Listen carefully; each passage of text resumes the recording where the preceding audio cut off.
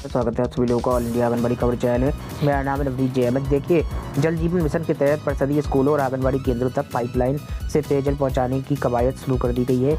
उत्तर प्रदेश के बनारस से ये खबर आपको बता रहे हैं। शासन के निर्देश के अनुसार यूपी पीसीएल स्कूलों में पाइपलाइन पहुँचाने के साथ ही छोटी पानी की टंकी का निर्माण कार्य कराएगी। इससे बच्चों को पेयजल के लिए परेशान नहीं होना पड़ेगा। बड़ी केंद्रों का निर्माण तो कर दिया गया, लेकिन सभी जगह पानी की व्यवस्था नहीं है, जिस वजह से जो है अब इसकी व्यवस्था की जाएगी। किसी विद्यालय में हैंडपंप है तो इसकी आपूर्ति, और आपको बता दें आपूर्ति जो है नहीं हो पा रही है। आंगनबाड़ी केंद्रों के बच्चों के लिए हैंडपंप से पानी लेना और उसका उपयोग करना कठिन है। ऐसे में शासन ने पाइपलाइन से पेयजल मुहैया कराने की योजना बनाई है। शासन की ओर से 100 दिन का अभियान के अंतर्गत विद्यालयों को पाइप्ड पेयजल आपूर्ति से आच्छादित करने का निर्देश है। स्कूल और आंगनबाड़ी केंद्रों पर पेयजल मुहैया कराने की जिम्मेदारी पीसीएल को दी गई है, और यही यूपी पीसीएल स्कूलों में पेयजल के लिए पाइपलाइन और छोटी टंकी की व्यवस्था करेगी। जब छोटी टंकी की व्यवस्था हो जाएगी तो इससे पानी जो है दिन भर मिलता रहेगा। तो ये प्रयास जो है जल जीवन मिशन के तहत किए जा रहे हैं। खैर, अगली खबर जान लेते हैं। देखिए, मध्य प्रदेश के गुना चलते यहाँ पर आंगनबाड़ी कार्यकर्ता की नियुक्ति फर्जी तरीके से किए जाने की शिकायत ग्राम सरखंडी निवासी मोहिनी ने जो है बाल विकास अधिकारी से की है। शिकायतकर्ता का कहना है कि ग्राम सरखंडी में आंगनबाड़ी कार्यकर्ता ज्योति की नियुक्ति जो है फर्जी तरीके से हुई है, इसलिए आंगनबाड़ी कार्यकर्ता की नियुक्ति निरस्त की जाए। शिकायत में कहा गया है कि ग्राम की ज्योति का ना तो वोटर लिस्ट में नाम है और ना ही वोटर कार्ड आधार कार्ड है। आधार कार्ड उस जगह का है, इसके बावजूद भी कार्यकर्ता को नियुक्ति दे दी गई। वही शिकायतकर्ता के पास वोटर आधार कार्ड व वोटर लिस्ट में नाम होने के बावजूद भी नियुक्ति नहीं दी जा रही है। तो एक आरोप जो है फिर से देखने को मिला है, एक बड़ा आरोप जो है लगाया गया है। देखिए, हरियाणा से खबर निकल कर आ रही है, शॉर्ट खबर जान लेते हैं। हरियाणा के जींद में 90 दिन से लेकर अभी तक जो है लगातार प्रदर्शन हो रहा है, यानी कि 90 दिन हो चुके हैं। इसके बावजूद भी जो है मामला नहीं निपटा है, यानी कि समस्याओं का समाधान नहीं हुआ है। पुलिस कर्मियों द्वारा प्रदर्शन के दौरान आंगनबाड़ी वर्करों को रोके जाने के विरोध में जो है प्रदर्शन भी किया गया है। हड़ताल को 20 मार्च तक बढ़ाने का नोटिस भी जो है डीपीओ को, यानी कि डीपीओ कार्यालय में चस्पा कर दिया गया है। सीटू राज्य अध्यक्षा जो है सुरेखा सहित जो है अन्य आंगनबाड़ी कर्मियों ने बताया कि प्रदेश की 52,000 आंगनबाड़ी वर्कर्स अपनी मांगों को लेकर हड़ताल पर है, लेकिन जब तक समस्या का समाधान नहीं हो जाता इसी तरीके से जो है प्रदर्शन चलता रहेगा। ये देखिए, आपको मैं बता दूं, हरियाणा में लगातार जो है 90 दिन से प्रदर्शन हो रहा है। समझा जा सकता है कि 3 महीने से प्रदर्शन जारी है।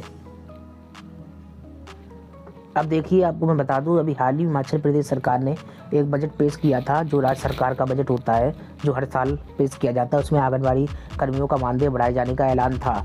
तो देखिए, हिमाचल प्रदेश सरकार में कार्यरत आंगनबाड़ी कार्यकर्ता और उनकी सहायिकाओं का मानदेय बढ़ जाने से राहत की सांस ली है।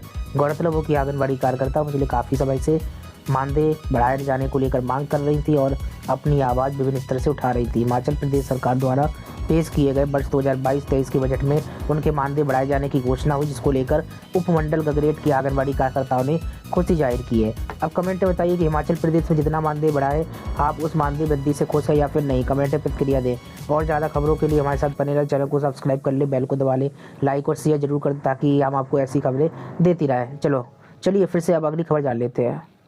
हरियाणा की बात कर रहे थे, अब आपको बता दें अररिया बिहार में भी जो है विभिन्न मांगों के समर्थन में आंगनबाड़ी कर्मचारी 8 मार्च को जो है समाहरणालय परिसर में धरना प्रदर्शन करेंगी। यह जानकारी बिहार राज्य आंगनबाड़ी कर्मचारी यूनियन के जिलाध्यक्ष जो है इन्होंने दी है, और बताया है कि अपनी विभिन्न मांगों को लेकर जो है आईसीडीएस डीपीओ कार्यालय के बाहर अपनी समस्याओं को लेकर जो है आवाज़ बुलंद की जाएगी। सरकार की ओर से बड़ी खबर निकल कर आ रही है। प्रदेश में आंगनबाड़ी केंद्रों में सब महिला समूह के जरिए स्थानीय स्तर पर बच्चों को दूध उपलब्ध कराने की नई तैयारी हो रही है। अब तैयारी क्या है इसको जानते हैं। इसके तहत आंगनबाड़ी केंद्रों में बच्चों को ताज़ा दूध उपलब्ध कराया जाएगा।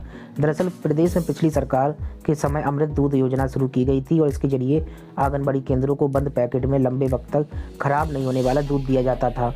ज़्यादातर बच्चों को ताज़ा दूध पसंद आता है। इस मौजूदा तैयारियों को लेकर बाल विकास मंत्री अनिला भेंडिया का कहना है कि बच्चों को भरपूर पोषक आहार मिले, इसके लिए आंगनबाड़ी केंद्रों में बच्चों की थाली का रेट बढ़ाकर 20 रुपये करने की प्रक्रिया चल रही है। तो कहीं ना कहीं छत्तीसगढ़ सरकार एक बड़ी कवायद कर रही है।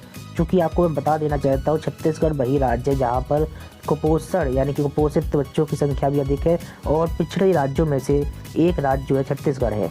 मंत्री का कहना है कि केंद्र की ओर से अभी तक राशि नहीं बढ़ाई गई है। राज्य स्तर पर प्रदेश के तहत चलाई जा रही मुख्यमंत्री पोषण अभियान के तहत इसकी राशि को बढ़ाया जाएगा। पिछले बजट में पूरक पोषण आहार के लिए 745.07 करोड़ बजट का प्रावधान हुआ था, और गौरतलब हो कि बच्चों को आंगनबाड़ी केंद्रों में अभी परोसी जा रही थाली का समूह जो महिला समूह का फिलहाल जो है 9 से 10 रुपये के बीच भुगतान किया जा रहा है।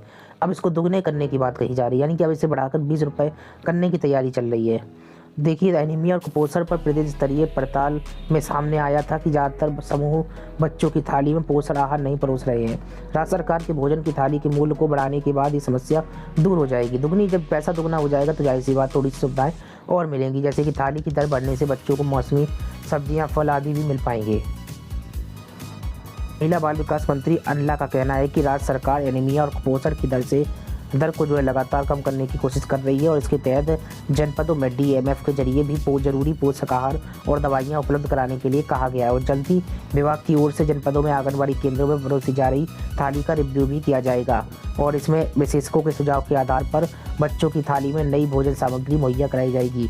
अब नई भोजन सामग्री क्या होगी ये तो अभी स्पष्ट नहीं हुआ है, लेकिन जो मिल रहा है वो तो संभवतः मिलेगा ही मिलेगा। और इसी के साथ ही जो है फल और सब्जियों का जिक्र किया जा रहा है, मौसमी सब्जियों का, इसको भी ऐड किया जा सकता है। आपको बता दें, अप्रैल से प्रदेश में यानी कि छत्तीसगढ़ में रेडी टू ईट का निर्माण बीज निगम की ओर से किया जाएगा। जानकारों का कहना है कि रेडी टू ईट की गुणवत्ता में भी सुधार होगा। छत्तीसगढ़ में बीते 3 सालों में 1.60 लाख से अधिक बच्चे कुपोषण की जद से बाहर आए हैं, जबकि अभी भी 2.67 लाख से अधिक जो बच्चे कुपोषित है। ये संख्या है, देखिए मैंने पहले ही कहा था आपसे कि छत्तीसगढ़ में कुपोषण की मात्रा ज़्यादा है, संख्या ज़्यादा है, आंकड़े भी अब हमने आपको बता दिए। छत्तीसगढ़ के बच्चों में एनीमिया और कुपोषण को दूर करने और सेहतमंद बनाने के लिए जो है आपको बता दें, मंत्री द्वारा इस योजना पर काम किया जा रहा है, विभाग द्वारा काम किया जा रहा है। मुख्यमंत्री कवच योजना के तहत 0 से 5 साल तक के बच्चों का टीकाकरण, स्वास्थ्य संबंधी जांच आंगनबाड़ी स्तर पर ही उपलब्ध कराए जाने की तैयारी हो रही है। इसमें बच्चों को डिजिटल तरीके से जो है सतत मॉनिटरिंग की जाएगी। इसमें बच्चों के जरूरी टीकाकरण के साथ ही दवाइयाँ भी उपलब्ध कराई जा रही हैं और इसका रिकॉर्ड भी रखा जा रहा है। कुल मिलाकर छत्तीसगढ़ सरकार एक बड़ा फैसला ले रही है, यानी कि जो अभी भोजन की थाली उसको दोगुना करने की बात कही जा रही है, यानी कि 20 रुपये किया जाएगा 9 से 10 रुपये की थाली को। बड़ी खबर है जो हमने आपको बताई। जाते जाते देखिए एक और खबर आपको बता देते हैं। सीवान यानी कि बिहार से है, सीवान जनपद से है। आंगनबाड़ी कार्यकर्ता सहायिकाओं ने अपनी मांगों को लेकर एक दिवसीय यहाँ पर धरना प्रदर्शन किया और CDPO को ज्ञापन सौंपा है और अपनी प्रमुख मांगे जैसे कि चतुर्थ कर्मचारी का दर्जा सहित जो है अन्य मांगों को लेकर जो है प्रदर्शन किया है। कार्यकर्ताओं का वेतन बढ़ाने, पेंशन की राशि 1 लाख करने, लोकसभा की पदोन्नति में 45 वर्ष की आयु सीमा को जो है सेविका से हटाने की मांग की है और कहा है कि राज्य सरकार हमारे साथ अन्याय कर रही है। अगर उनकी मांगे नहीं मानी जाती तो दूसरे चरण में जोर शोर से जो है विरोध किया जाएगा। CDPO ने धरना स्थल पर जाकर जो है आपको बता दें आश्वासन दिया है। आश्वासन लगातार मिलते रहते, एक बार फिर से जो है आश्वासन मिला है। आपको बता दें बिहार के सीवान से खबर हम आपको बता रहे हैं। बस आज के लिए इतना ही। चैनल को सब्सक्राइब करना मत भूलिए, लाइक और शेयर करिए। नमस्कार।